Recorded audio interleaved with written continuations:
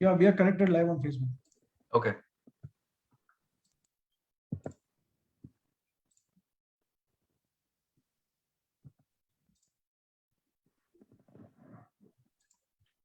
Should say it's great.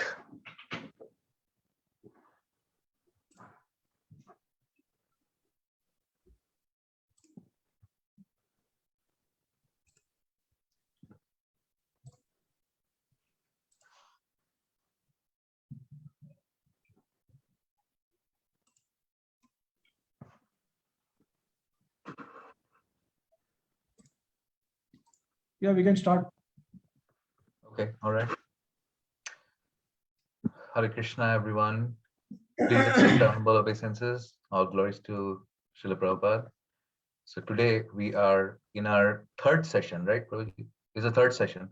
Third session, yeah, discussing the pastimes of Lord Krishna, the pastimes of Lord Krishna with his mother trying to tie him, and then how he delivers the two sons of the demigod called Kuvera, the names of the sons, Manigriva and Nalakuvara.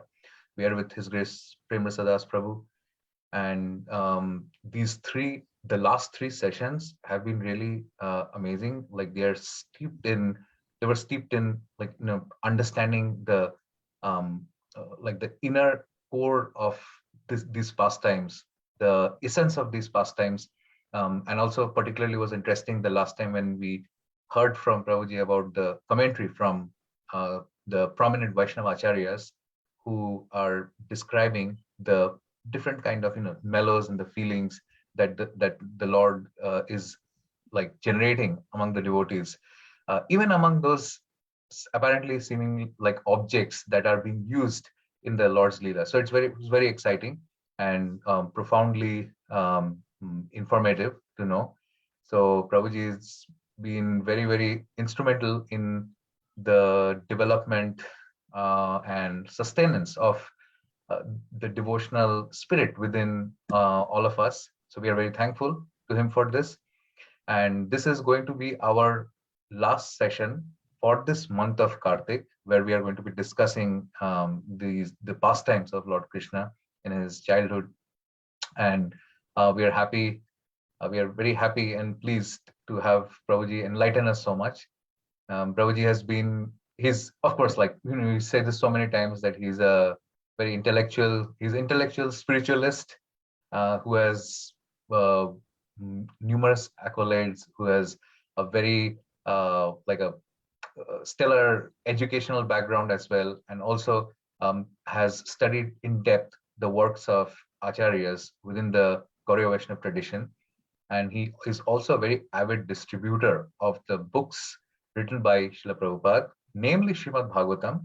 And again, like very much grateful to him for performing this service of enlightening us and sharing with us the essence of the Lord's beautiful pastimes. So over to you, Prabhuji. Hare Krishna. Om Ajnanasminandasya Jnananjala Shalakaya Chakshurumilitam Yena Tasmai Shri Guruve Namah. Jai Shri Krishna Chaitanya Prabhu Nityananda Shri Advaita Gadadhara Vasadi Gaur Bhakta Vrinda. Hare Krishna Krishna Krishna Hare Hare Hare Rama Rama Rama Hare Hare. Okay, thank you Aritra Prabhu so much for your time and for organizing this sessions on the Damodar Leela of the Lord in this month of Kartik. Okay, so we can recap a few things. what we have covered till now is somehow Yashoda is able to bind Krishna, and then we know that somehow she was able to bind Krishna, but before that she was struggling a lot, and no matter how hard she tried, the rope was always 2 fingers too short. And the acharyas, they have given amazing commentaries on the reason why it was 2 fingers too short. A couple of reasons, but the main reason is that devotee has to put efforts in order to please the Lord, and ultimately, even after putting full efforts, 100% efforts from the devotee side, still the devotee has to await the Lord's mercy, because without the Lord's mercy, nothing can be accomplished in the path of bhakti.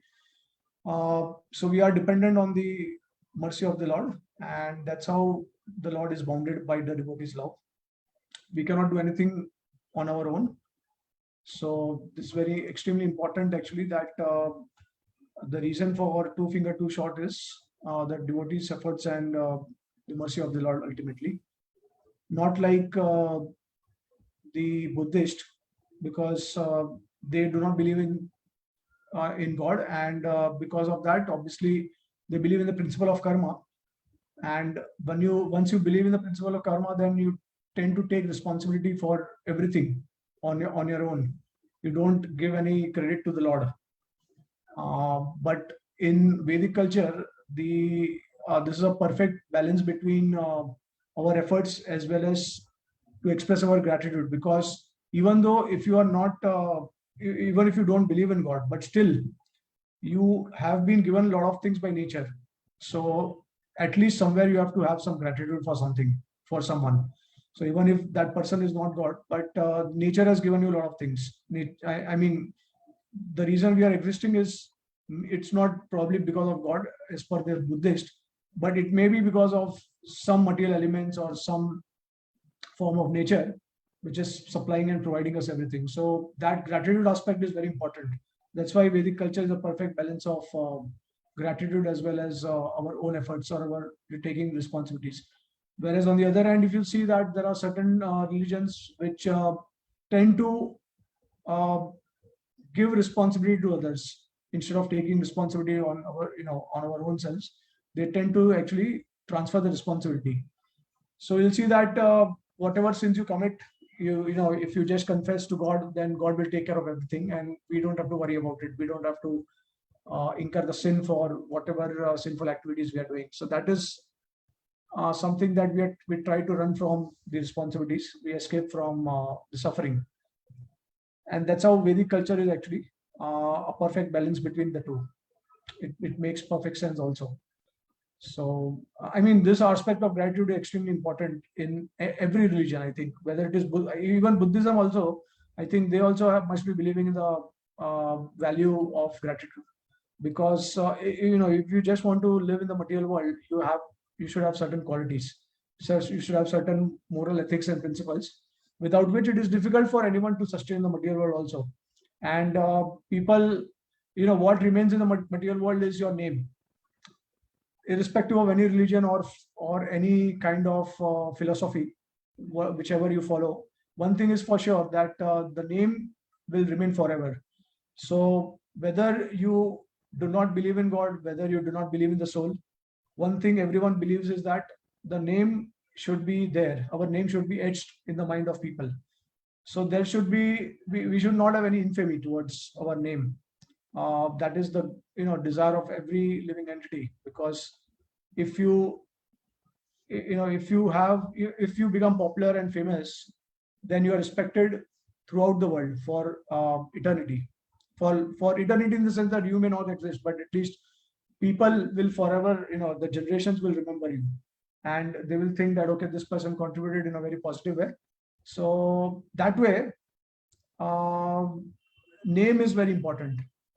And in order to leave an impression on people's mind, you must have, you should be responsible, and you should follow a very moral and ethic life. Then only it is possible. So yeah, so basically, all right. So Yashoda is trying her best, and ultimately she is able to bind Krishna with the rope. And I wanted to add that certain comments I think I have not added up by different acharyas. I don't remember the name of the acharyas, but whatever commentaries I have given, it was by Baldev Vishnu Vishwanath Thakur, Jiva Goswami, Sanatana Goswami, and Vallabhacharya. But I don't know which acharya said this, but what I've heard is that ultimately she was able to bind Krishna with the last rope, because that rope was actually used by Srimati Radharani when she bounded Krishna. So in a pastime, in a different pastime, actually there was a pastime where Radharani wanted to bind Krishna so that he does not leave and he does not go and meet some other gopi. So somehow she wanted to bind Krishna by her love, and externally she did that by tying Krishna with a rope. So it is said that this particular rope that Radharani used, when Yashoda Maya got that rope from the cowherd ladies, because she had maid servants and she had friends also, so they were supplying ropes to her, and she was adding and adding and adding, and ultimately it was all 2 finger too short. But then the last rope that she got, it was actually Radharani's own rope that she used to bind Krishna. So that's how, again, ultimately this entire pastime, the conclusion of this pastime is glorification of Srimati Radharani only. So you will see that all these pastimes in Kartik month, they are somehow glorifying Srimati Radharani, and they are all proving the supreme position of Srimati Radharani as the best servant as the best devotee of Krishna. Even if you see the Govardhan Leela, I think it is Kavi Karnapur who says that it was actually not Krishna who lifted the Govardhan, but it was Srimati Radharani who lifted the Govardhan. And how? So can you guess how she lifted the Govardhan hill? And it was not Krishna.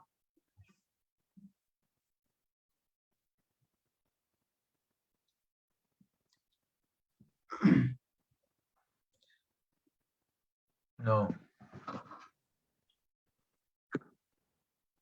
Okay. So see, every pastime in the month of Kartik, it is done to attract Radharani basically.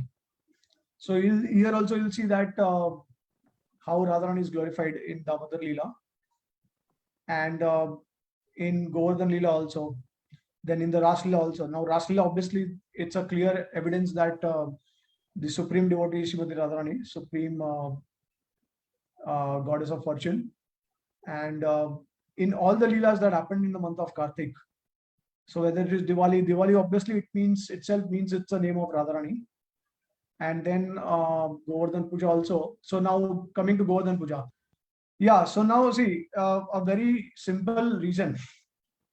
I mean, there is no confidential reason for this, but a very simple reason Kavi Karnapur gives, that because Krishna lifted. So there was a conversation between Lalita and Madhumangal and the other Sakhas of Krishna, and they were trying to prove that how Radharani is actually, Lalita was claiming that Radharani was the one who actually lifted Govardhan, it was not Krishna. So they were all spellbounded, and Krishna in particular, he was really amazed to hear that. And so he was wondering that how come Radharani she's the one who I did I did everything, and I know that I actually lifted the Govardhan. So then Lalita gives, there's a wonderful conversation between them, and then at last Lalita gives a simple logic, and she defeats the friends of Krishna. And so she says that, okay, Krishna, tell me one thing. By which hand did you lift the Govardhan hill? And Krishna said it was left hand. And then Lalita said that, well, who is residing on the left portion of your body? So then Krishna understood that it was Srimati Radharani. So he accepted the defeat. Because the left side of Krishna, it represents Srimati Radharani. And even if you have heard or read about the origin of how Radharani actually manifested in the material, in the spiritual world, in Goloka, so it is mentioned that she was residing in the left part of the body of the Lord, and somehow there was an expansion from the left side of the body of the Lord, and that's how Radharani manifested in Goloka. So the left portion of Krishna, it represents the female energy, or the energy, and he is the energetic. And just because Radharani is part of the left part of the body of Krishna, That's how, and because Krishna used left hand, so in that sense, actually, Radharani lifted Govardhan. And this is true also. It is not just a joke, or it is not just something which is shared because of fun or humor or something. It is a fact. So in fact, the reason why all these pastimes happened is again to attract the mercy of Radharani, to attract Radharani. So in the Damodar Leela also, I shared that it is possible the Ukkal was actually the manifestation of Radharani. And then in Govardhan Leela also, you see that the entire reason Krishna wanted to do this Leela, obviously there will be external reasons, like he wanted to destroy the pride of Indra and all that. But internally, obviously, he wanted to impress Srimati Radharani. Because any lover would like to always find a reason to impress his beloved, right? So the Acharyas, they say that at the end of Govardhan Leela, basically the culmination of Govardhan Leela was that Krishna had direct exchange of glances with Srimati Radharani, and he was trying to impress Srimati Radharani, because any hero would like to perform heroic deeds, right? So similarly, Krishna also, he lifted Govardhan, which is a heroic act in such a way, right? It is something that cannot be done by ordinary person. So the kind of pose, the bending posture of Krishna, this features, his looks and everything. So he wanted to actually impress Srimati Radharani, and actually this was the entire pastime was orchestrated in order to somehow attract Radharani. So this is how actually all pastimes are connected to Sri Radha, and somehow it glorifies Srimati Radharani at the end. So I will continue with the commentary of Kavi Karnapur. I just got diverted. So coming back, so Krishna was bounded by Yashoda's love, but then he also saw a pair of Arjuna trees, and the Acharyas, they say that somehow Krishna was bounded in front of a gate which was closer to these trees. Okay, that's how. So Krishna actually remembered that Narada had cursed these demigods, and they have taken the form of trees, and they are bounded also like me. So he realized that what is the pain of being bound up, and that's how Krishna felt mercy and compassion upon them, and now he is trying to deliver them. So we'll continue from there.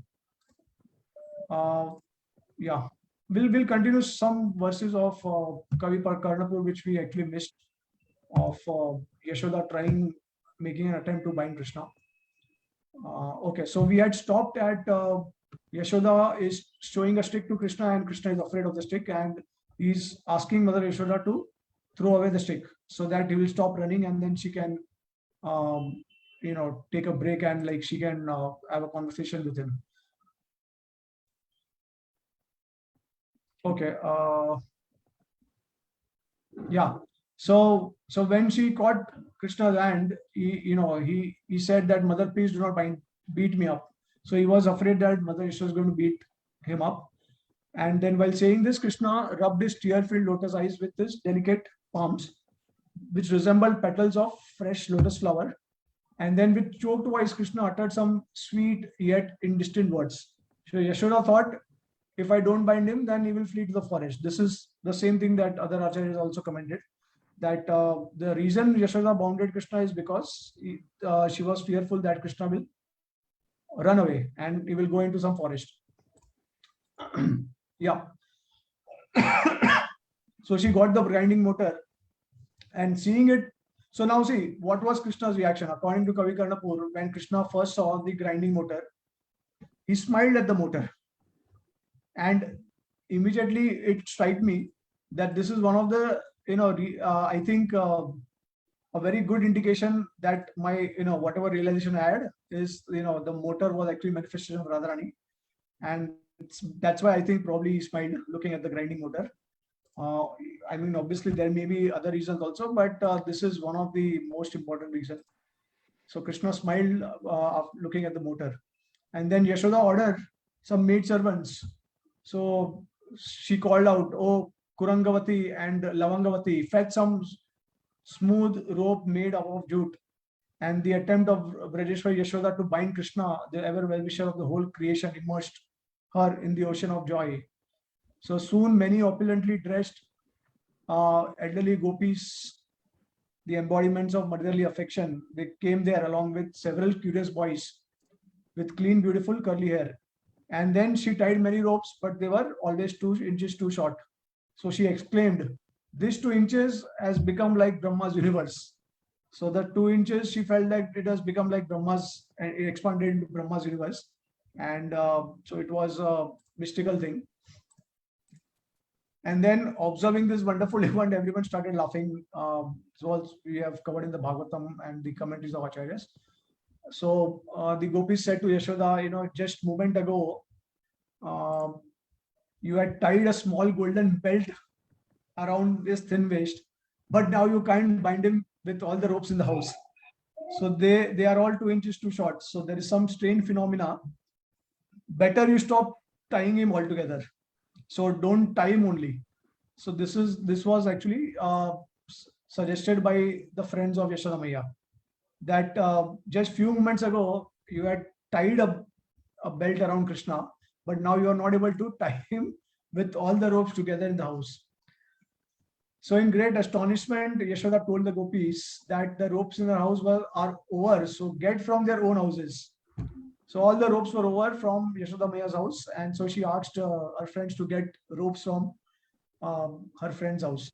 So it was, and Kavi Karnapur also explains that the reason was the coward friends were getting the ropes. It was not because of fear, but they wanted to see the fun and Krishna's glorious acts. So and wanted to relish his leelas. So they're taking all the ropes. Yashoda again tried to tie him. While enjoying the scene, they all laughed quietly. So all the blissful moods of spiritual love harmonized in Krishna's childhood pastimes.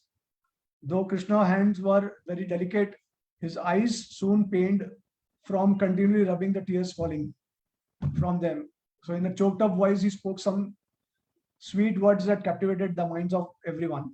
And finally, Krishna cried in the gentle, honey sweet voice. So empathizing with Krishna, close friends like Subal also started weeping along with Krishna. So, so Krishna's friends, they were also part of the conspiracy, and they were taking Krishna's side, and they also started crying, looking at Krishna, crying. So Yashoda's heart palpitated with her heavy breathing, and her hair loosened, and the flowers fell to the ground. So perspiring, tired, overwhelmed, and her labors frustrated, Yashoda sat down to rest and figure out how to tie up Krishna. A short time later, she again tried to bind her matchless son. The elderly gopis, having lost all desire to return to their homes, they stood motionless, staring at Krishna with unblinking eyes. So seeing her earnest attempt, Lord decided to bestow mercy. And the same thing is explained by Kavi Karnapur, that devotee's endeavor needs to be sanctioned by the Lord. So Yashoda asked the assembled coward boys to watch Krishna to prevent him from untying himself and running away.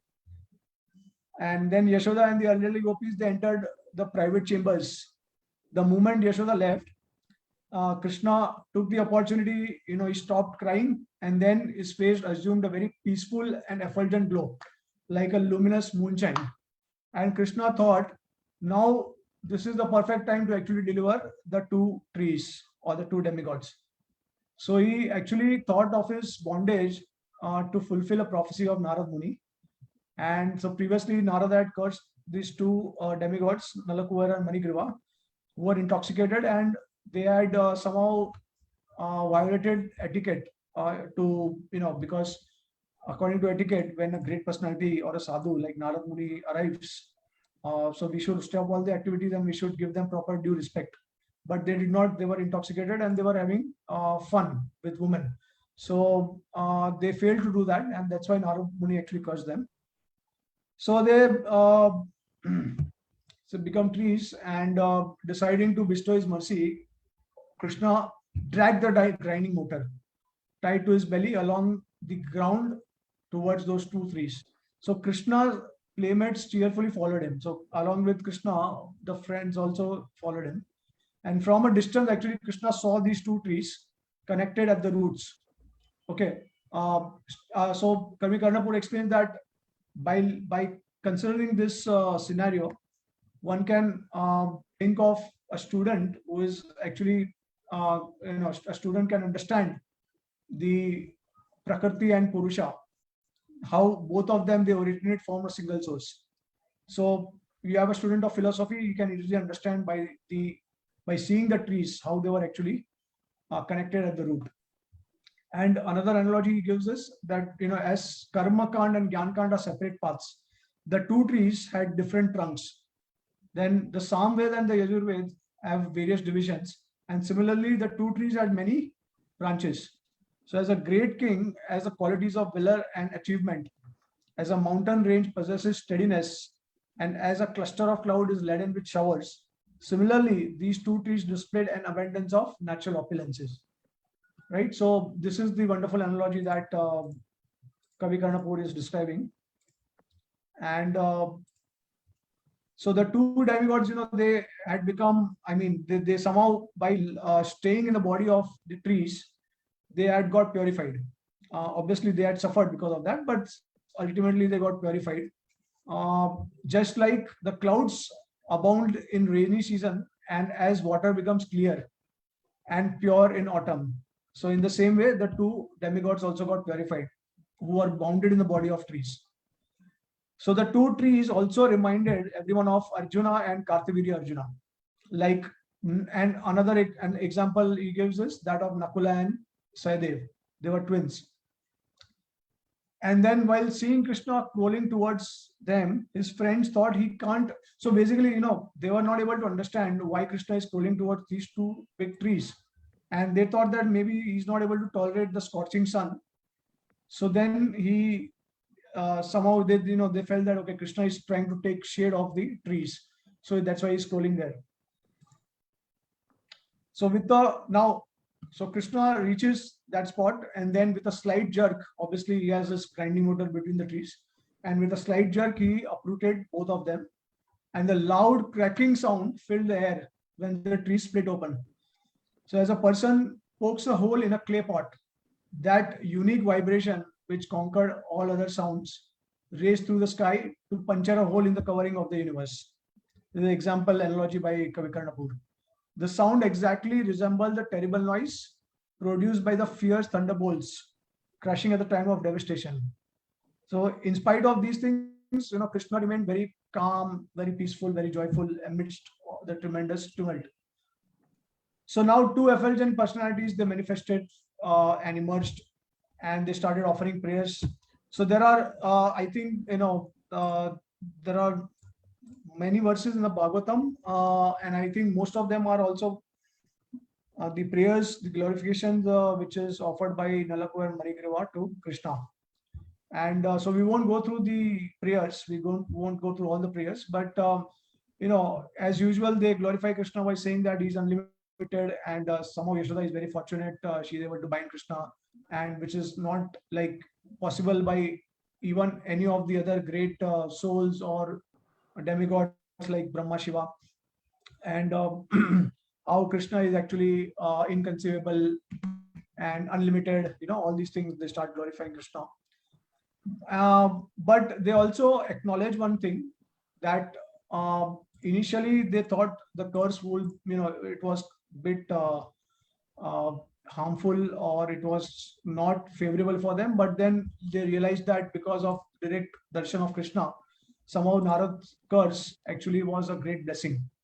And so they understood that association with sadhus, it always yields good results. So no matter whether sadhu curses or gives blessings, it is always fruitful. It is always beneficial for our devotion.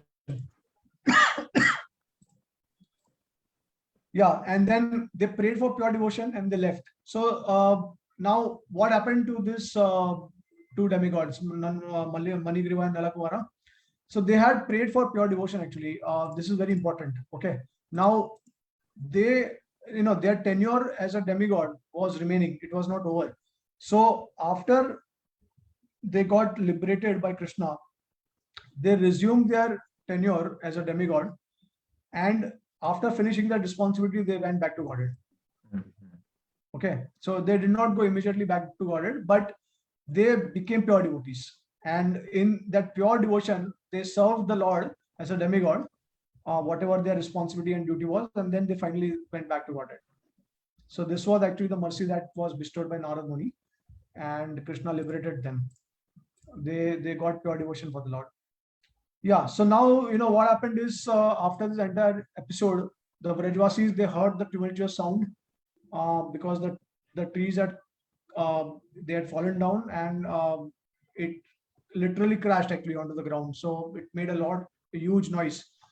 So the trees fell on the ground, and when they saw the huge fallen trees, they thought that perhaps Mother Earth offered downwards to Krishna with the arms of these tree trunks.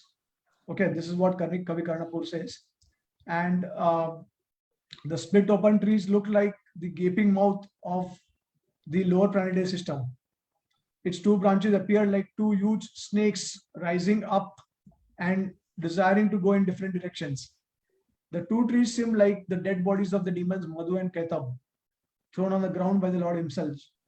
And so seeing this, the elders, they started evaluating the situation. They got to know that Krishna was saved. He just escaped from this ghastly incident. And so they were evaluating the situation. And obviously, the coward friends of Krishna, they were seeing all these things. They saw the demigods also praying and all. So they described everything to all the coward boys, the coward men, and but somehow they were not able to believe it.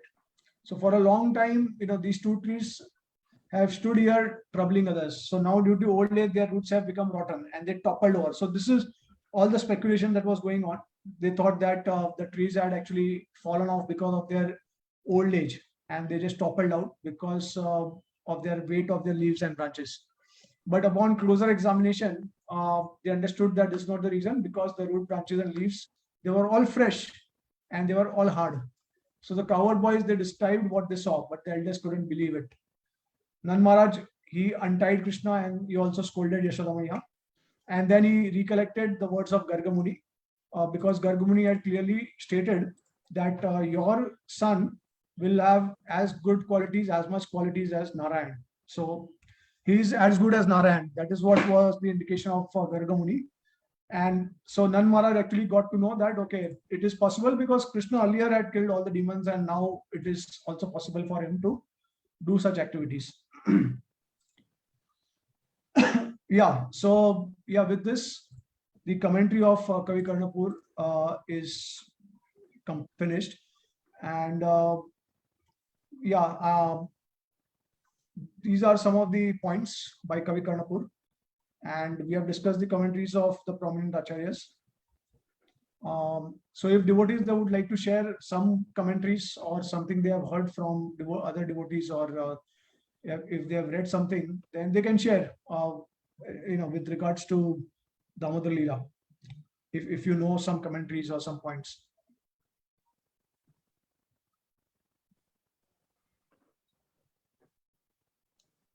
Yeah, I have never even heard some of these commentaries. I've heard them as part of lectures by speakers in parts, but I didn't know that they're coming from some acharya. But yeah, I can't think of anything else. Yeah, I don't think I've heard anything else outside of this. And some of these are new to me, some like what you said, but I have not heard anything outside this, or at least I can't remember if I did. There are so many. So one thing, so the acharyas, they have different realizations, and these realizations are inspired by the Lord, right? So it's not that these don't fall. We can't say these fall under the category of speculation, right? When acharyas are giving the realization. No, what speculation means? Like Karnapur is saying that the Vrajvasis, they were speculating how the trees had fallen down. So they were speculating, because the coward boys, they saw it, but the elderly coward men, they were not able to believe these things. although Nand Maharaj was able to digest it because he already had a direct experience of Krishna performing all these kind of mystical pastimes, and it was also the prediction of Garg Muni. So Nand Maharaj was clear about it, but other coward men, they were not sure about it. They were thinking that these boys, they are just making fun and they are just spreading the humor and all that. So yeah, so it is Kavi Karnapur is saying that these Vrajvasis, they were speculating about the possibility, why the trees had fallen down. They were guessing. Yeah, the session we had, like the session before last week, when we were talking about the flowers jumping out of Mother Yashoda's hair to make her lighter so that she can chase Krishna, she can catch up with him. So that thing, like, this is the first time I heard that, but like that thing about the flowers thinking like that, the flowers are also conscious beings, but that they're thinking like that, that is something which the acharyas are, and I forget, I think Vishwanath Chakravarti Thakur, from his commentary, right? That was from Vishwanath Chakravarti Thakur's commentary, or was that someone else, some other acharya? The flowers getting lighter. Remember, we were discussing in a week before last. So anyway, like whoever it is, but that does not fall under speculation, right? Is that something that, like, they are actually, that the acharyas are actually visualizing that this thing, or is it like, say, we can say many things, that I feel Krishna is sitting beside me, okay, but we are completely totally speculating. We don't have any realization of, we don't have that heightened sense of perception, right, of Krishna is sitting or not. That's what I'm asking, just for a clarification. We understand. Yeah. So see, realizations, it's not necessary they can be a direct perception of our vision.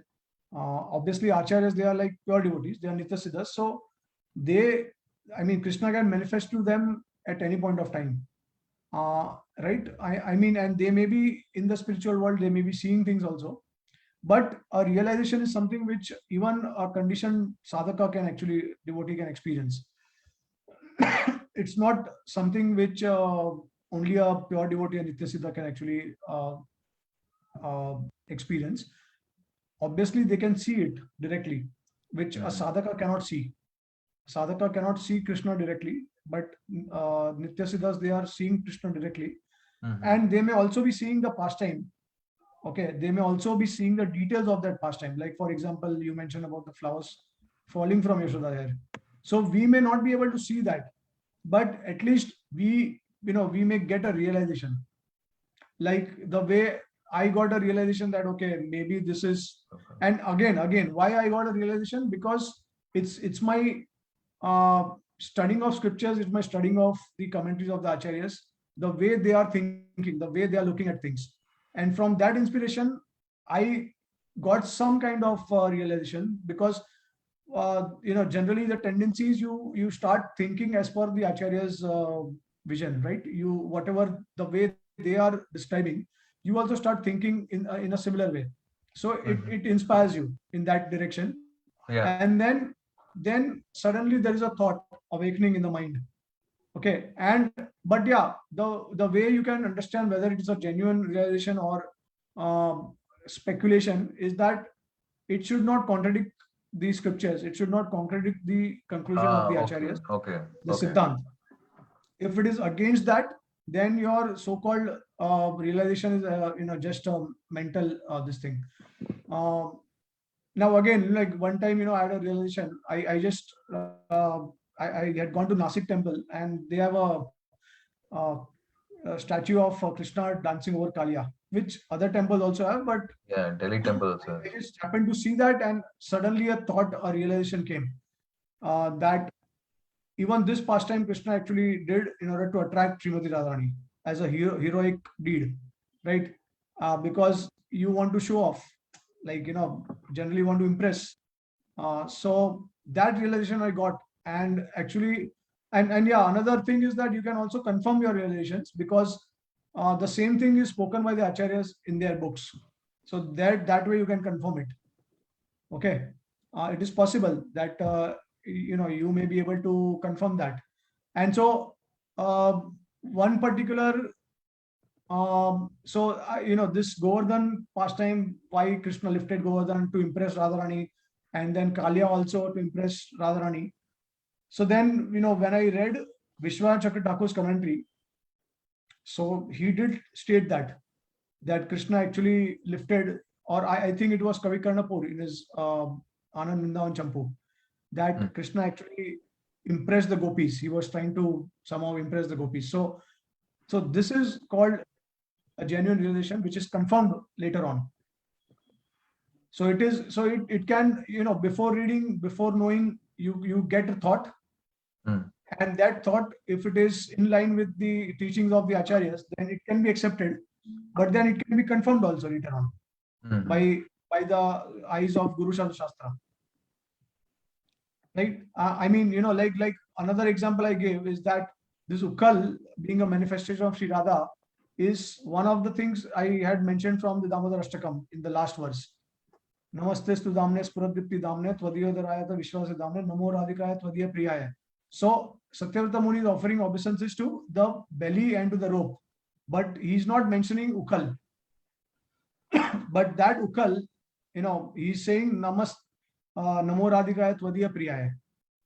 So that is one indication to me. And other indication I just shared about Kavi Karnapur, that how he saw, that Krishna smiled at the grinding motor.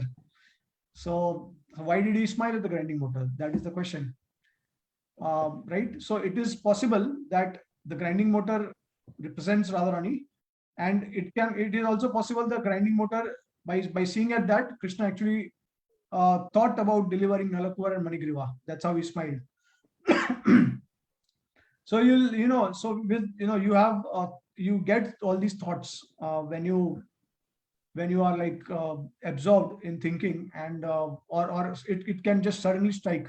All of a sudden it can just strike, and then you just have to it's a wonderful realization, and you can confirm it later on, or at least you and one thing we understand, that there are unlimited realizations that devotee will have, because there are unlimited devotees in the spiritual world, in the material world. So all the realizations you get are definitely bona fide. It's just that it should be in line with the scriptures and Guru and Shastra, like that. But it does not mean that, okay, now let me sit down and let me just keep thinking that how should I make a realization out of nothing. It does not mean like that. Yeah. It means that, okay, you are in a place and suddenly you got a realization like that. Okay. Yeah. That explains it. Okay. Yeah. Any devotees they would like to share about if they have heard anything extra additional about the some commentary by particular acharya, or some insight into the Damodar pastime they would like to share.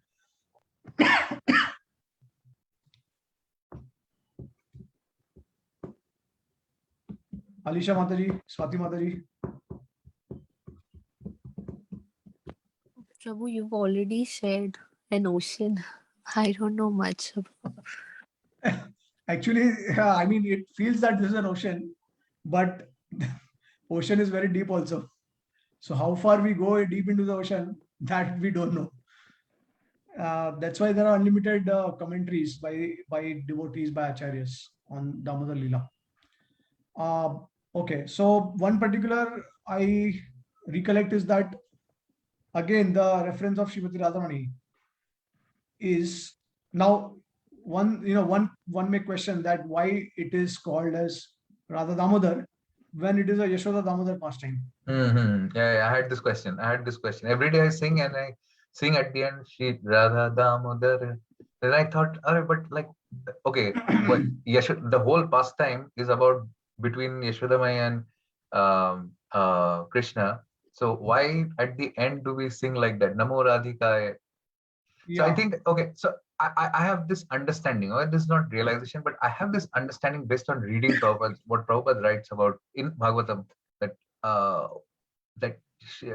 Yashodamai, she is an expansion of Radharani's, in the sense that she's an expansion of Yogamaya.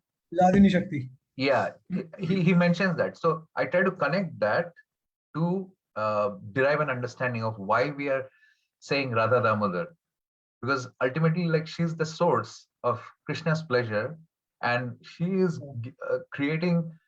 She's like giving rise to living entities who will reciprocate with Krishna in different bhav, like Vatsalya.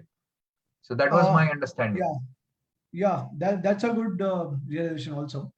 And yeah, one particular thing just strike me is that Yashoda Damodar, because Radharani wants to give the entire credit to Yashoda.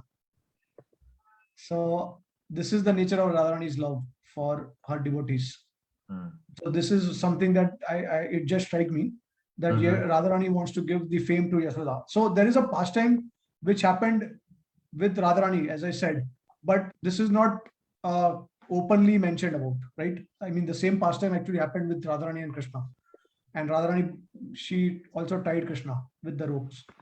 And another detail of this pastime is that I spoke about the last rope that actually Yashoda used was Radha's rope, right? Like so, some other place I think one acharya says that it was actually the what do you say? You know the chunri or the pallu of Radharani, which was actually tied at the end, and because of that Krishna was tied up. So that another there is another detail by other acharya. And so okay, so coming back to the question that okay, why it is called Yashoda Damodar, I mean Radha Damodar, is now see you will see that the sequence of the pastime ultimately ends at the obeisances to Radharani ultimately. Now where is Radharani in the picture? She is not there. So one acharya says that Satyavrata Muni is actually going through all the 7 verses, and he is still concerned whether Krishna will actually bestow his mercy or not, or whether Krishna will glance upon him or not. And then he knows that when I take the name of Radha, there is no way that Krishna will not bestow mercy. So at the end, he is actually offering obeisances to Radharani. Namo Radhikaya Tvadiya Priyaya.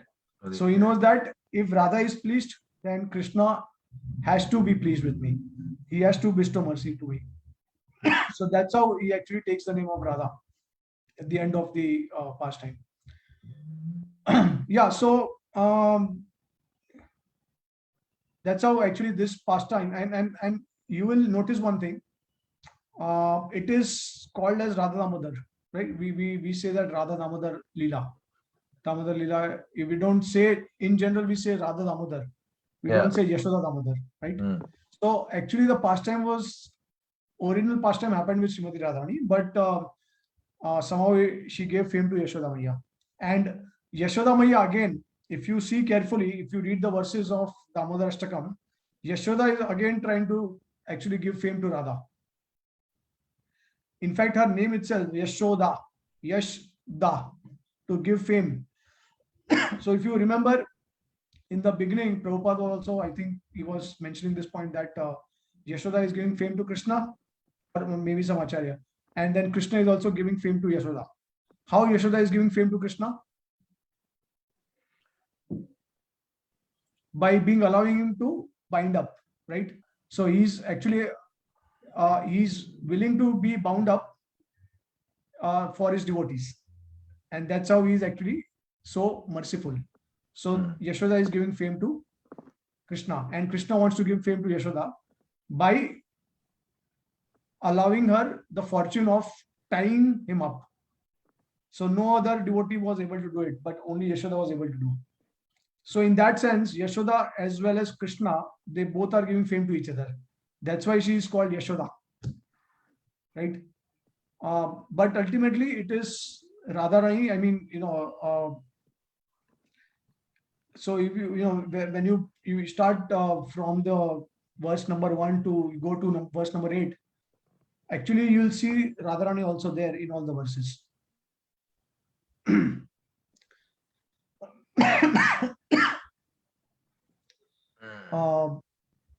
Yeah. In fact, one of the acharyas, he also says that the two Arjuna trees,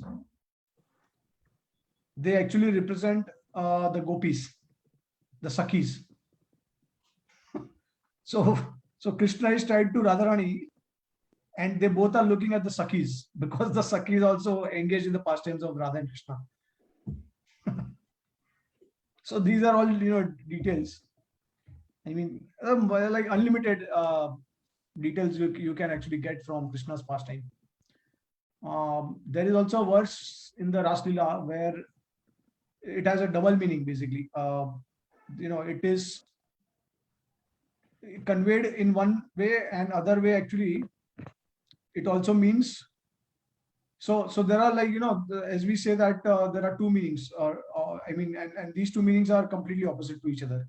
So there is a particular verse in the Ras Leela which Krishna actually speaks to the gopis. I think they want to stay there, and then Krishna is asking them to leave from there because of the dead of night and of all the problems that they'll be facing. So Krishna is asking them to leave from that place, and Krishna speaks in such a way that you may split up the words you may split up the syllables in such a way that it will have opposite meaning.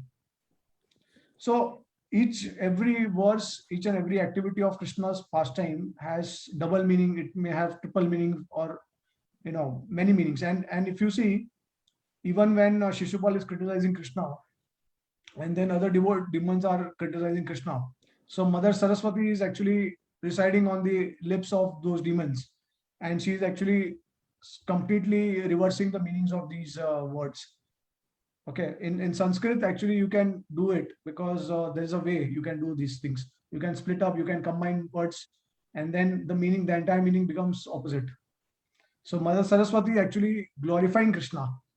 So the demons are actually indirectly glorifying Krishna, although externally they may be criticizing him, but actually those who can understand Krishna's pastimes, those who are devotees, they can understand how the apparent criticism to Krishna can also be in glorification of Krishna. So these are all part of his leelas and understanding the tattva of Krishna leela. So it is very dynamic, and this is very exciting also. I mean, it is very completely amazing, all these things we don't experience in the material world. Material world, there is only one thing, whatever you are conveying, it is meant like that. But in the spiritual realm, it can have multiple layers actually. Even Srimad Bhagavatam itself, it is actually, all the slokas, they are written in the form of multiple layers. You can get multiple meanings out of one particular sloka. So that's how the entire Bhagavatam is also spoken actually. Yeah, I mean, Bhakti Siddhanta Saraswati Thakur, he spoke for 6 months, I think, for the first verse of the Bhagavatam. And in fact, there are maybe more than 20 commentaries by the acharyas, and it is like more than 20 pages, 20-30 pages on the first verse of Bhagavatam. And they also say how this first verse itself actually indicate the Ras Leela of Radha and Krishna. 111. Janmal Asyatha, that the first very beginning verse of the Bhagavatam. It also reveals the Ras Leela of Radha and Krishna. Why it is? Because obviously the words have hidden meanings, and the acharyas, they have revealed it to us.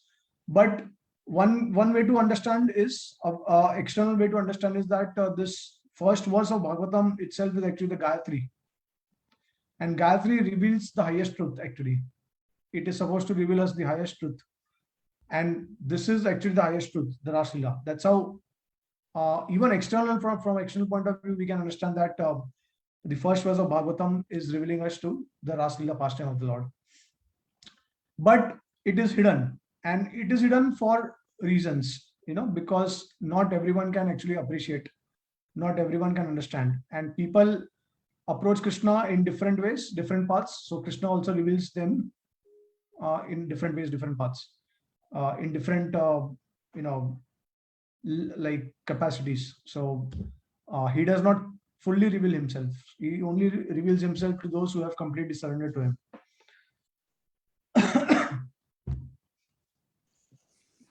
Yeah. Prabhu, I have a question.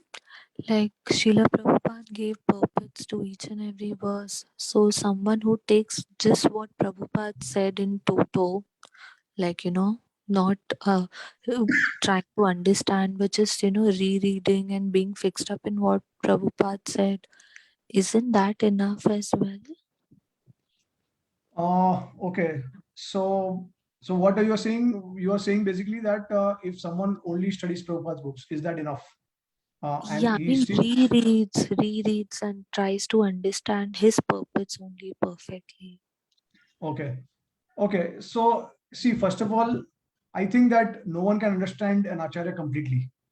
Um, Acharya is also the representative of Krishna, and he also has unlimited realizations because he's commenting on the Bhagavatam, which is itself unlimited in nature. So when acharyas they are commenting on the Bhagavatam, even they can actually provide multiple commentaries for one verse, but obviously they have restricted. Just like for example, we don't have details. We don't have more details of Krishna's pastimes in this universe than in other universes because there Brahma has 8 heads, 12 heads, 16 heads, like it can go up to millions of heads. And the universes are large, and the capacity of the living entity is much more than compared to this smallest universe. So the details are revealed in that capacity in higher realms, but um, the essence remains the same.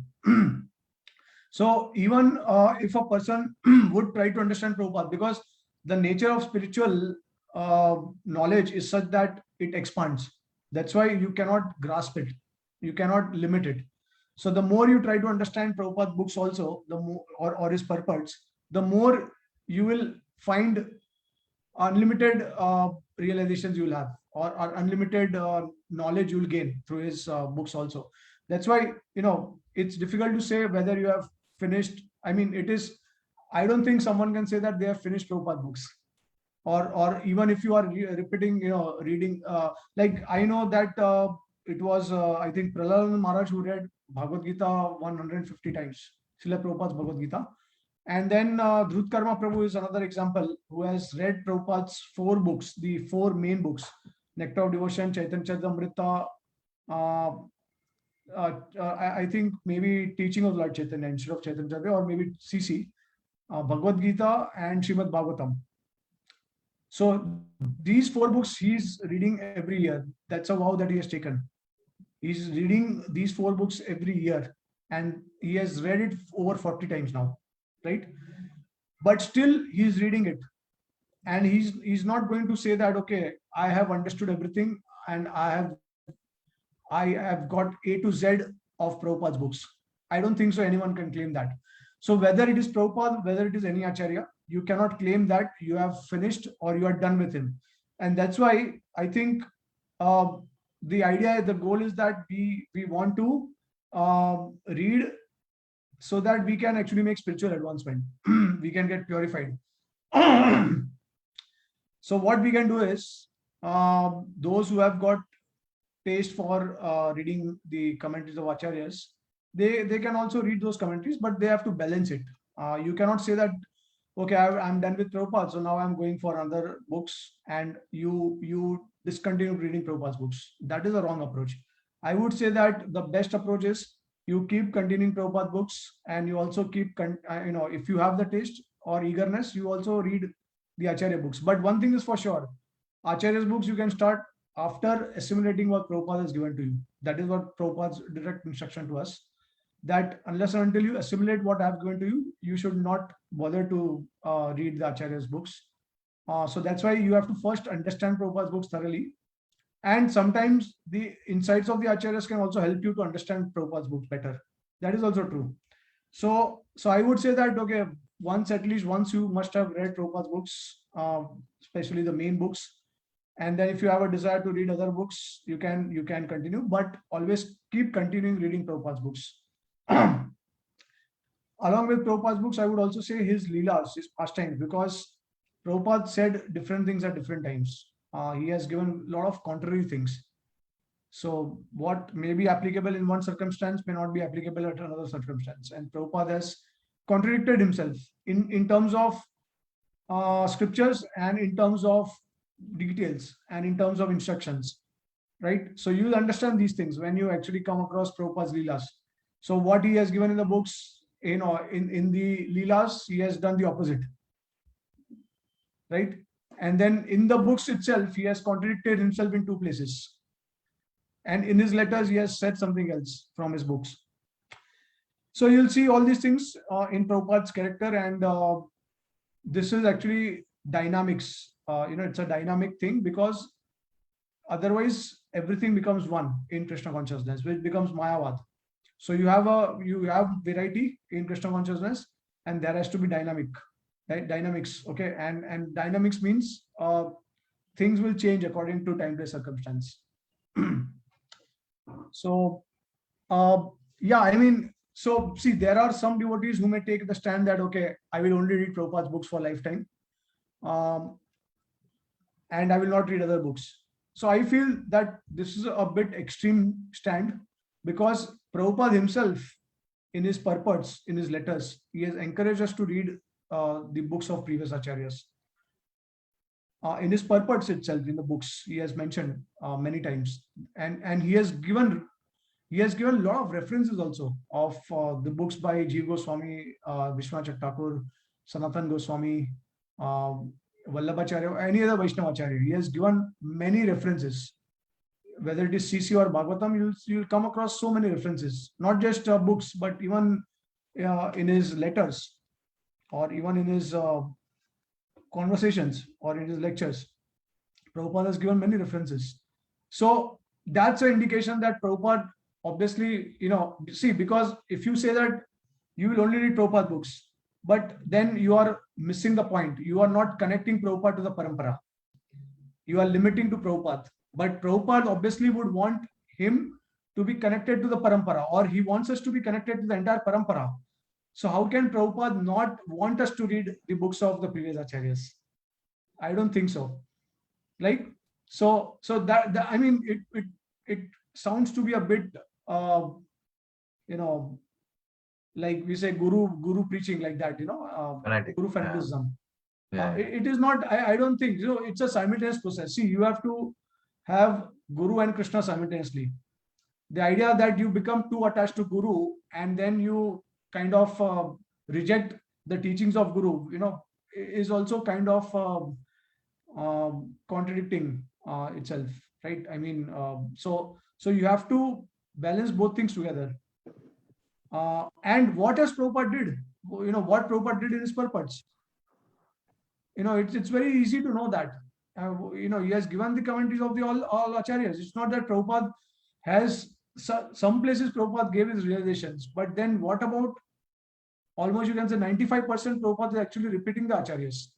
Here also, when we are going through the commentaries of all the acharyas, the reason I read Prabhupada's purport is to make everyone understand that what Prabhupada is doing is just extracting and giving the essence of the commentaries of acharyas, the most essential points of the acharyas.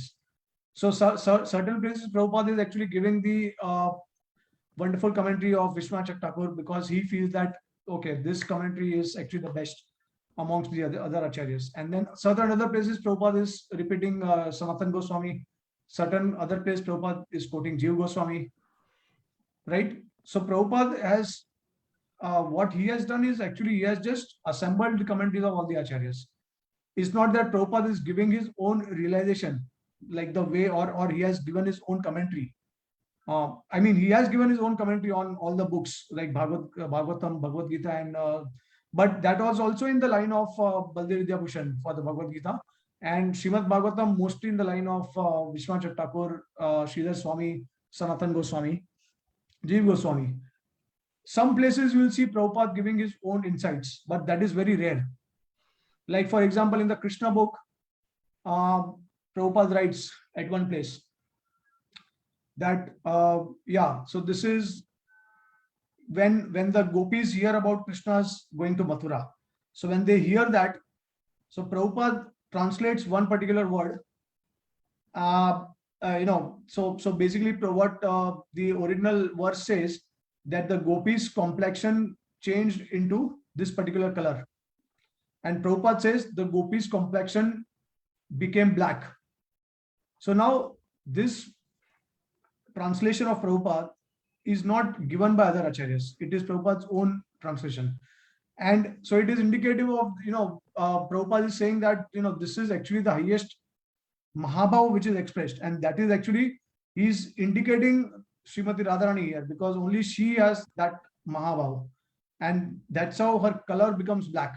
Only there is one gopi whose color becomes black. Okay, that Mahabhav, whoever has that Mahabhav. But other acharyas, they are transferring into pale yellow or some other color. So this is one example. Another example is in Prabhupada Leelamrit, where Satswarup Maharaj writes that when they were having a conversation with Prabhupada, and suddenly, they were reading from Krishna book, and they were reading especially the pastime of Krishna abducting Rukmini. So at that time, Prabhupada, he stops in between, he makes them stop reading, and then he says that, okay, so what happens is Rukmini actually climbs on the chariot, and then Krishna is actually handing over the reins to Rukmini, and Rukmini is actually driving the chariot. So now when they hear this, they are completely stunned, because this is not mentioned anywhere by any acharya. And so they understand that this is Prabhupada's own insight. So a couple of places Prabhupada is like injecting his own insights, but overall you'll see that, and obviously he will do it because he's also a person, he's also individual. And just like we have our realizations, Prabhupada has his own realization also. And he will, but what he has contributed is maximum 95%. You'll see that it is the commentaries of acharyas. So I feel that it has to be a balance of both things, with due respect to all the acharyas and Goswamis, because this is what Prabhupada also wants us to connect. He wants us to connect to them also. It's not that Prabhupada wants us to stop at him. Okay, he wants to be, he would realize that, okay, it's a chain, it's a parampara. So all the way up to Krishna. That's how we have to go. It's a simultaneous path. Not just Guru, but Krishna also. The role of Guru is to have somehow you develop your faith in Krishna. And the role of Krishna is to somehow develop your faith in Guru. Both things work simultaneously. You cannot say that I love 100% Guru and I have only 50% attachment towards Krishna. No. 100% Guru attachment means 100% attachment to Krishna, and 100% attachment to Krishna means 100% attachment to Guru also. So yasya deva parabhakti yatha deva parada guru tatsyati kathiyata artha prakashante mahatmana. Right? Only unto those who have implicit faith in spiritual master and the Lord are all the purpose of the Vedas revealed to such a person. So that's why the Guru Tattva, the most essential point is this. It's a parallel track between Guru and Krishna. This is very important to understand. So I believe that, okay, those who have that kind of attitude or mood that, okay, they only want to read Prabhupada's books, but I would ask this question, that why only Prabhupada books? Why are you stopping there? Or is there a reason why you don't want to read other books? Okay, because no matter, even if you read Prabhupada books unlimited times, there will be unlimited plus 1 times you will get realization. And again, it will become, again it will expand. So there is no end to it. Okay, and similarly with all the acharyas, and obviously we don't discriminate between acharyas. We don't say that Prabhupada is greater than the Goswamis, and we don't say that Goswamis are greater than Prabhupada. They are all equal for us. So they are just playing their, they are just, in fact, it was Rup Goswami, Jeev Goswami, Srinivas Acharya, Vishwanath Thakur, they all empowered Prabhupada when he was residing at Radha Damodar temple. If you remember that particular, pastime, where Prabhupada actually got darshan of Rup Goswami, and it was actually by their inspiration Prabhupada actually wrote all these commentaries on the books. So No, Prabhupada was empowered by these acharyas, right? Yeah, no, Prabhu, actually, I think I heard once one of the disciples saying that he was reading Hari Bhakti Vilas. I think you know that story, right? And Prabhupada told him, if you read Hari Bhakti Vilas, and then you'll start thinking other devotees to be inferior. I think Prabhupada, in Prabhupada memories, I saw this. Now I don't know if Yeah. he was referring to Okay. Hari Bhalas in particular, because I've heard that he's encouraged reading Goswami's books, but Oh, I yeah. Yeah. In fact, I have read the entire Prabhupada memories also, and I have shared it also many times in our group. And I have actually, what I have done is I have made, I collected, assembled all the important letters, memories of Leelas of Srila Prabhupada and compiled into a form of a book, which I am also reading for the second time now. And I do remember what you're talking about because, yeah. So see, basically, obviously, we have to be also be familiar with the mood of the acharya, of the current acharya. So Prabhupada wanted us to preach and he wanted us to perform practical devotional service. He was not encouraging us to only become bhajananandis, okay, or to only look for our own benefit. So that mood, obviously, one needs to, as a disciple, we have to cultivate that mood. I mean, why are we disciple of a particular guru? Because, by heart and soul, our, the whatever he speaks, whatever the mood is, that resonates with us, and that's how we actually take shelter of the guru. So this is the reason why we take diksha from a particular guru. You know, the teachings and what he says, what he represents, what mood he is representing, and that mood obviously will be naturally inhabited by each and every of his disciples. So this is true that Prabhupada actually wanted us to preach is basically, the main desire of Prabhupada, that and that's why, he said that preaching is the essence of our movement. So he wanted us to preach, and he was concerned that we should not become Bhadnanandi, and it should not divert us from the original objective that Prabhupada established, ISKCON, um, that was his main concern. So this, and another thing is that without assimilating what Prabhupada has given, see, because the thing is that, okay, you don't read Prabhupada books, you don't understand his mood, and you jump onto previous acharyas, then what will happen? They are also giving instructions. Prabhupada is also giving instructions. There will be a conflict. There will be contradiction also many places. And many places there will be conflicts also. So how do you resolve this? So now the way it has to be resolved is that you have to use the filter of the current acharya. You cannot go beyond the current acharya. So in one sense, see, that's why just by following Prabhupada, we are following and pleasing all the parampara acharyas in terms of following the instructions. I'm not talking about in terms of reading the books of the commentaries of the acharya and all that. That's a different thing. That's a detail. But when it comes to follow instructions, we follow our current acharya. It has to be filtered. These instructions should be filtered through the help of the current acharya, and that current acharya is Srila Prabhupada for us. So like, Bhaktivinoda Thakur may set some high standard, and Bhakti Siddhanta Saraswati Thakur, you will see that he may have adjusted the standard, but still it is higher. And then Prabhupada further adjusted. Like, for example, we know about the 64 rounds thing. So somehow Prabhupada made it 16 rounds for us, right?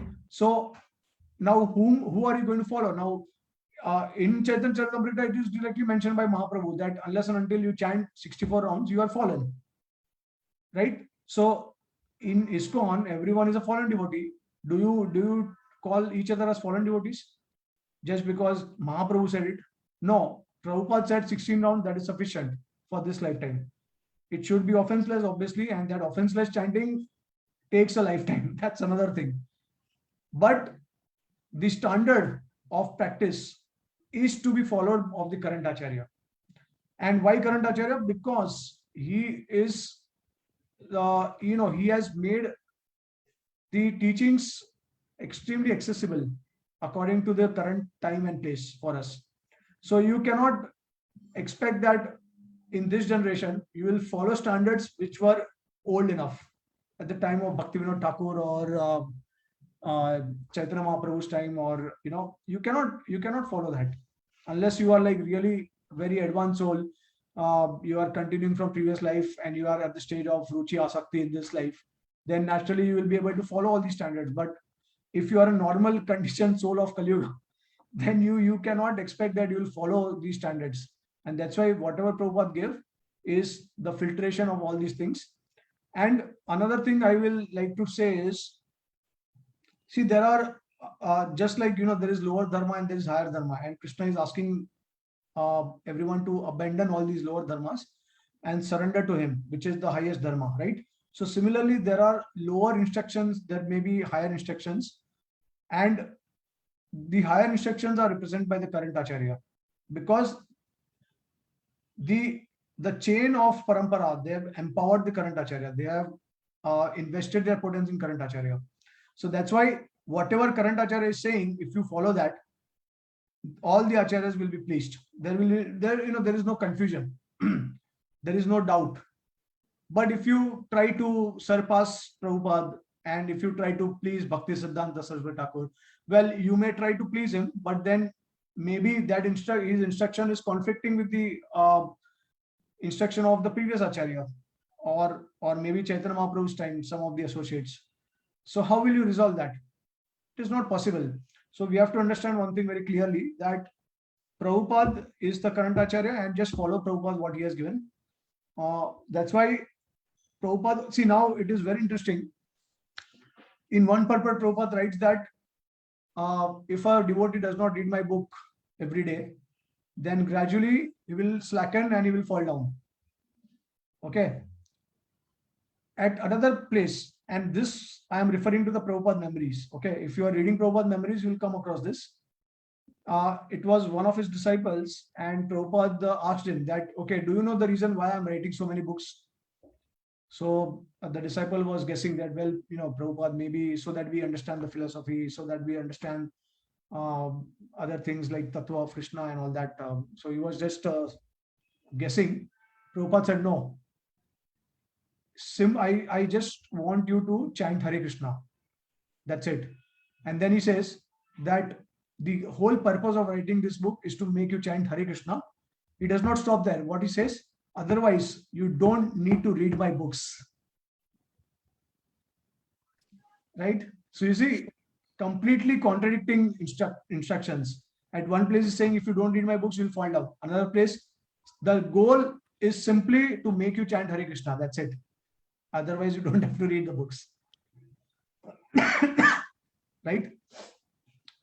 So that's why Prabhupada's Leelas and everything is important. Whatever he says, we have to go through it. I mean, we have to understand everything holistically about Prabhupada's instructions on different topics. And you will be amazed to see that most of the times Prabhupada is actually contradicting himself according to time and circumstance.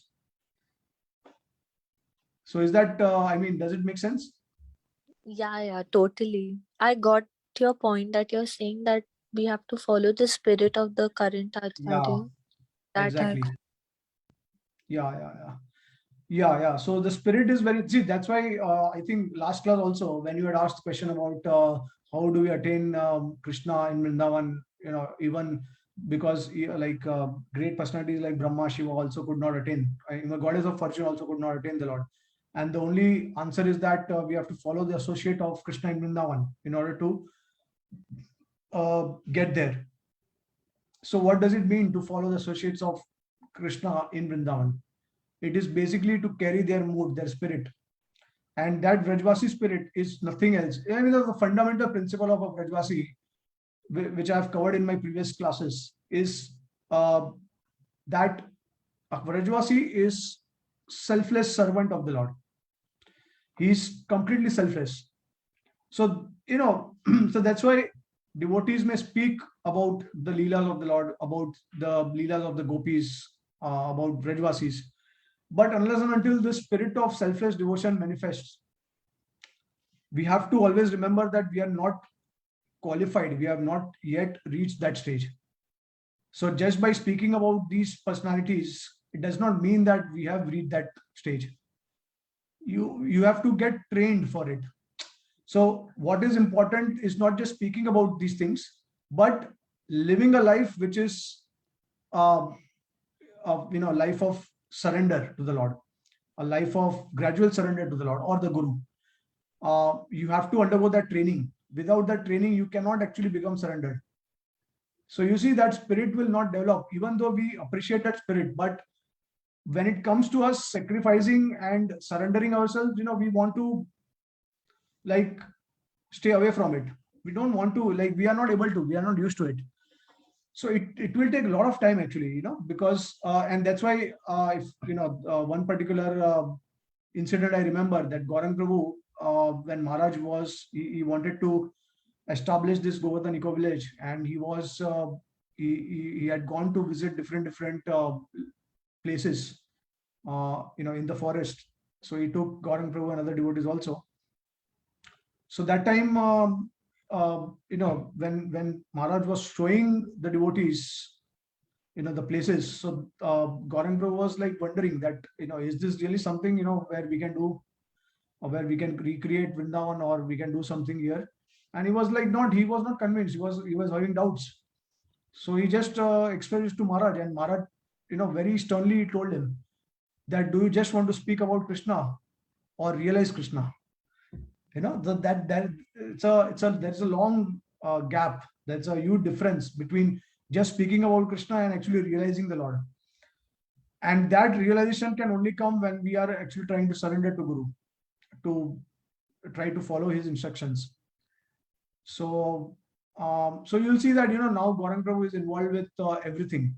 He is doing all services. I mean, I don't remember anything that he does not do. He does all kinds of services. Obviously, cooking, cleaning, whatnot he has done. DT worship also he has done. He's the manager also. He's like the temple. The president of Eco Village. So Maharaj has actually. He told here he's washed donkeys also in JV when he came. Yeah. Right.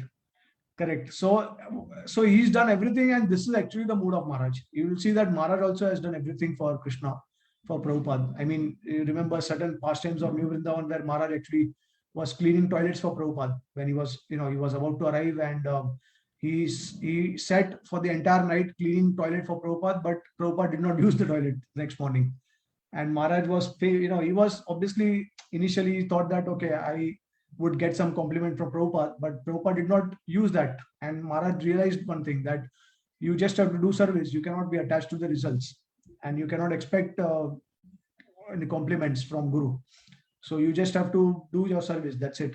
So Maharaj was, he was also a painter, and he's a great cook. Prabhupada, when he tasted Maharaj's sandesh, he said that this is the best sandesh I could ever had in my life. Something like that. It's also given in the Prabhupada memories. Maharaj himself is sharing. So Maharaj, he has done everything. He himself is also a fantastic manager, the ultimate manager, and he does not manage basically. He simply loves people. Okay. So that's how he manages. So Maharaj, even though he is not educated so much, but he knows the art of dealing with people.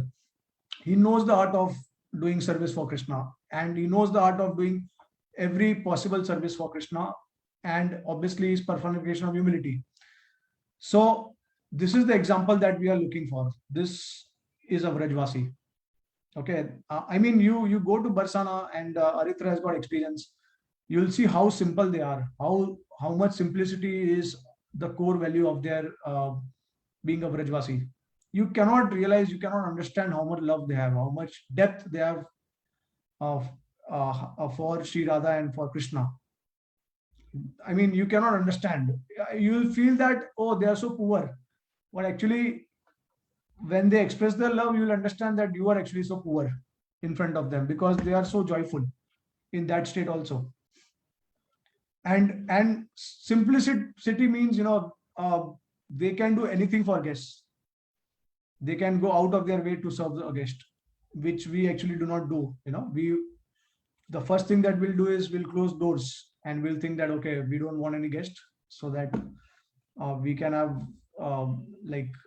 we according to our comfort zone, will actually do things. But they are completely like, they don't have any fixed time. Even like the servants of Lord Jagannath in the Pandas, they are completely surrendered to Jagannath's will. Whichever time, there is no time, there is no nothing. You'll ask them, the schedule of the temple, and they will all answer that, okay, there is no schedule. It all depends on Jagannath.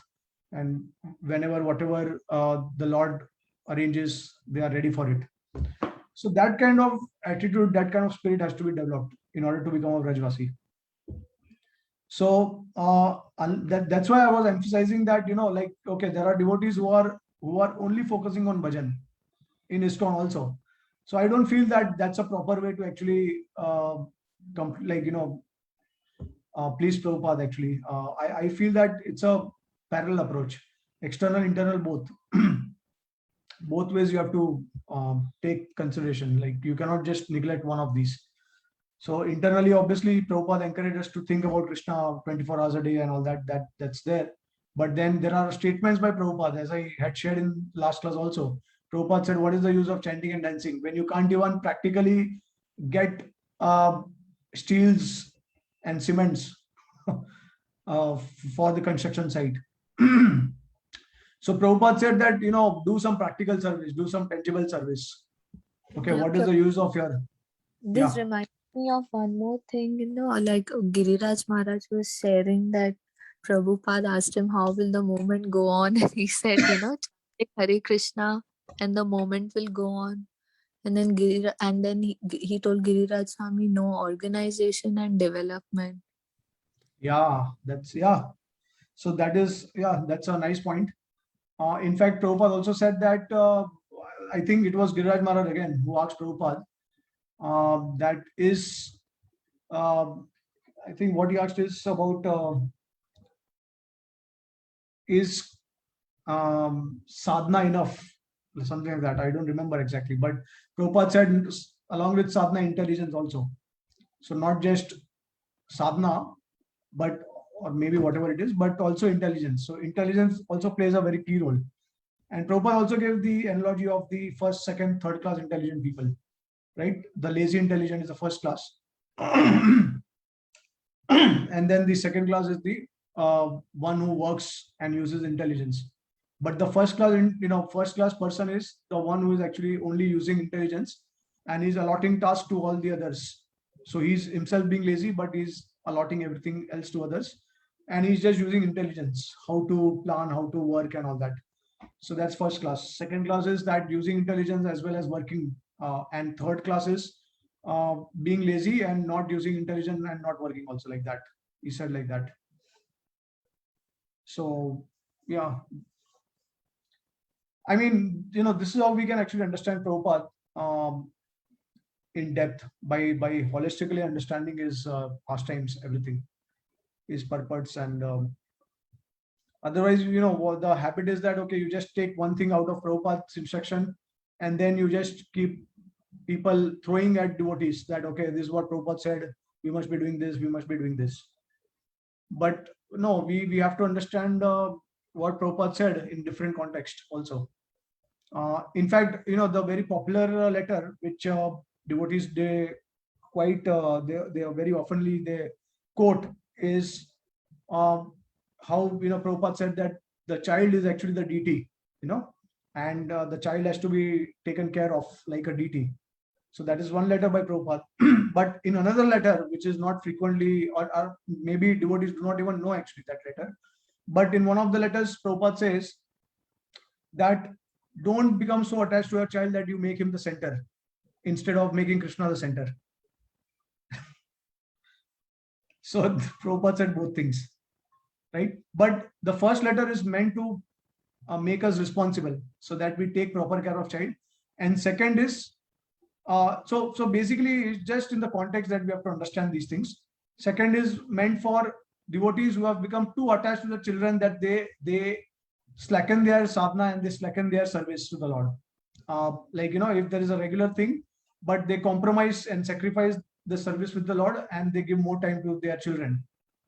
So that should or maybe they are compromising the sadhana with taking, or maybe like sometimes there is no, I mean, we don't need to put so much time on children or some other thing, some other work, or but some just because of our attachments we are doing that. So in order to balance these things, Prabhupada had given two altogether apparently seemingly contradictory instructions.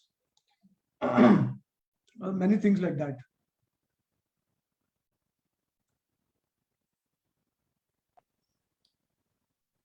Hare Krishna, Prabhuji.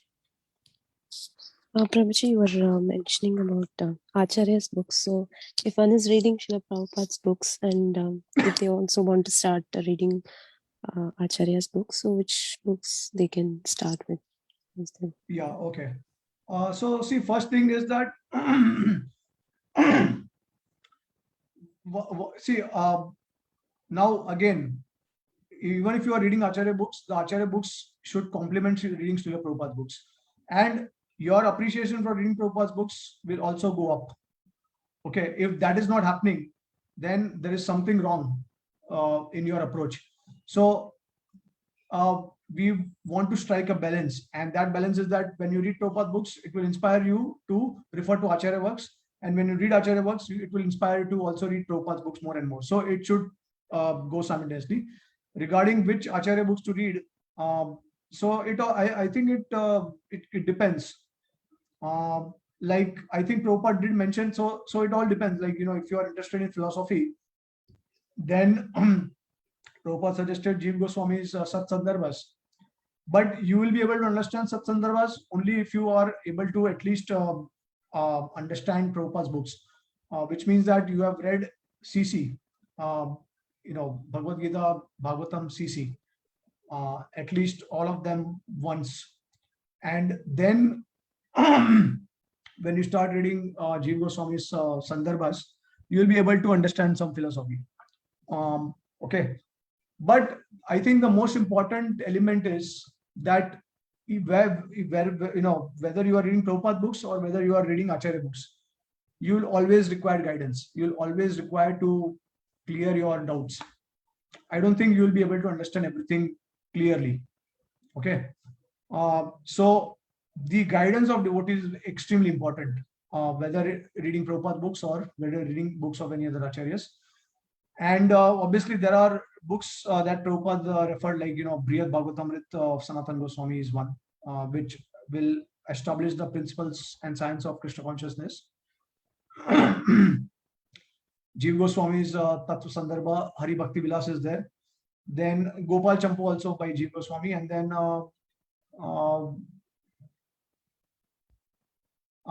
so obviously there are books by Bhaktivinoda Thakur, Vishwanath Thakur. You know, he has, like, he's mainly you know, he's a Rasik Acharya, so he's generally his contribution is in that field. But yeah, I'm missing some important books actually. Jeev Goswami Sandarbhas, then Gopal Champu, and then Sanatana Goswami Brihad Bhagavatamrita, Hari Bhakti Vilas, which is these are the most essential books. And then obviously, you know, there are other books by Rupa Goswami. Bhakti Rasamrita Sindhu, definitely, you know, that is nectar of devotion. But Rupa Goswami has given other books also, which we can refer to. So there are obviously, so once you start picking up, and then Bhaktivinoda Thakur's Jaiv Dharma is also a very important book. I mean, once you finish Prabhupada's books, then I think it will be best that if you take guidance from devotees, which book to consider, depending on your interest also. And not just based on interest, but sometimes it can also be in terms of service. So let's say if you are giving class somewhere, then you need to present certain topics, and for those topics you need to read certain books. So then obviously, you know, you'll have, and then I would also recommend Krishna Varnamrit by Narahari Sarkar, explains the Guru Tattva. So there are many books like that. Yeah, it depends, you know, on your interest and service. Yeah, thank you, Prabhuji. And you were mentioning about the Lord smiling to the grinding motor. So which verse is that from Bhagavad? I just wanted to know that. The Lord? The Lord is smiling to the grinding motor. Smiles Well, to the grinding. no, this is a commentary by Kavi Karnapur. This is mentioned by Kavi Karnapur. It's not given in the Bhagavatam verse itself, but it is a contribution by Kavi Karnapur. Yeah, I mean, Thank you, Prabhuji. it is possible. It may be stated in different Purans, different scriptures like Harivamsha is there, which are very popular. Then Garg Samhita is there. Then Padma Puran is there. Brahma Vaivarta Puran is there. So all these are quoted very frequently by acharyas. And then Gopal Tapani Upanishad, the most prominent Upanishad. So these are the most popular books quoted by acharyas very frequently, and they take these details from there also.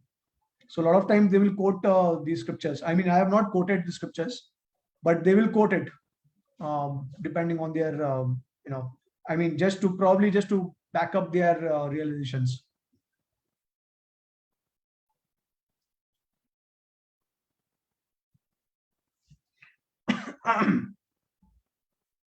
Yeah. So yeah, depending on, so that's why, this relationship between Guru is the prominent. And you will also see that Prabhupada has whatever, now see, whichever books I am talking about, whether it is Brihad Bhagavatamrit, whether it is the Sat Sandarbhas, whether it is the commentaries of Acharyas, Bhakti Samrit Sindhu, everything Prabhupada has given in his purports, which means that he has given the essential principles, not everything, but the essence of everything he has given in all of his books. That's why Gaur Govind Maharaj says that Prabhupada has given Sambandh Abhiday Prayojan in his books. It's not that he has only provided Sambandh Gyan. It's not that he has only provided Sambandh and Abhiday, but he has given Prayojan also. And that we can understand by reading, going through the purports of Chaitanya Charitamrita and Srimad Bhagavatam, some of them, and in Krishna book also. See, it's a matter of realization. As I said earlier, that now let's take, for example, the devotees who are not having the habit of reading books. How will they get knowledge? And let's also take the example of Prabhupada saying in the context of the purpose of reading my books is to chant Hare Krishna. So understand one thing, that realization and knowledge, knowledge helps us to get realization. That is true, but it's not necessary that only knowledge will, because see, bhakti has nothing to do with knowledge. Now, certain knowledge you will realize by hearing from your guru.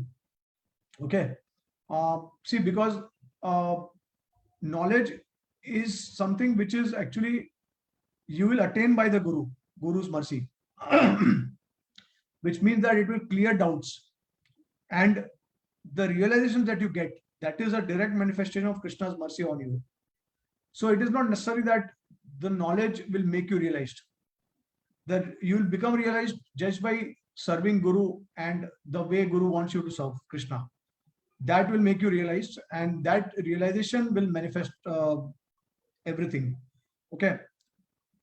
That, that's why Prabhupada said that the entire purpose is to make you chant Hare Krishna. If you only read the books and if you don't chant and if you don't perform practical service, then knowledge will become only, it will remain only as knowledge. It will never manifest into realization. But when you start serving the Lord and Guru, then the realization will manifest and automatically you will gain knowledge, because it is bhakti which is going to give you knowledge and detachment as the secondary results of bhakti. The primary result of bhakti is basically attachment to the Lord, to have love for the Lord. But the secondary or the the residual effects of bhakti are detachment, knowledge, all these other things. Okay. So knowledge and detachment, they are not required for bhakti. Bhakti is independent of anything other than bhakti. But knowledge and detachment, they are dependent on bhakti. So this is what you have to understand, that by surrendering to the spiritual master, serving in a practical way, it will transform into realization. So why it is said that, Gaur Kishore Babaji Maharaj, he had the highest revelation. He was illiterate. He was hearing from Bhaktivinoda Thakur and some other sadhus also. That is right. But still, being a Nitya Siddha, he was chanting purely, and that pure chanting actually was revealing to him everything, which was, required for him to love Krishna. So Krishna will manifest his leelas directly in front to these personalities, and that revelation itself will include knowledge. You will see that you don't have to understand certain things. Like Krishna will make you see all these things. He will make you realize, So that's why knowledge is required, because we are chanting offensively. If you chant Shudhanam, then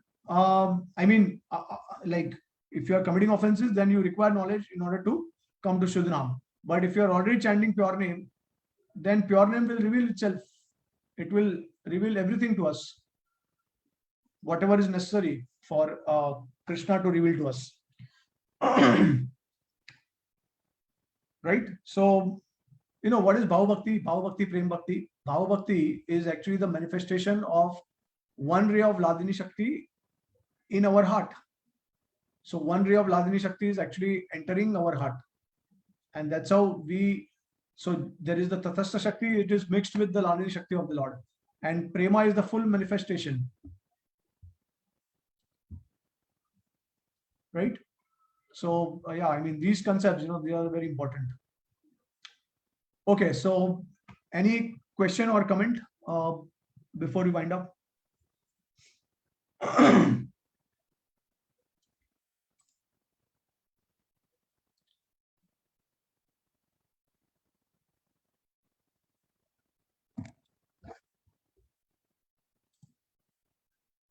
Okay, so all right, we'll have now we have finished the session on Damodar Leela. Maybe next Kartik month we can have a detailed discussion on the commentaries of Acharyas for the Leela of Krishna delivering Nalapur and Manigriva, maybe in the next Kartik month. But from next month onwards, we'll have our regular classes. One will be devotee class, another will be talk show. So yeah, so hopefully, and obviously book distribution is coming, marathon is coming. So it will be great if we all can do more for Prabhupada this time. So we'll be connected. Okay, all right. So thank you all the devotees for joining. Hare Krishna, Dandavat Pranam to everyone. Thank you. Thank you, Prabhuji. Thank you, Prabhuji. Hare Hare Krishna.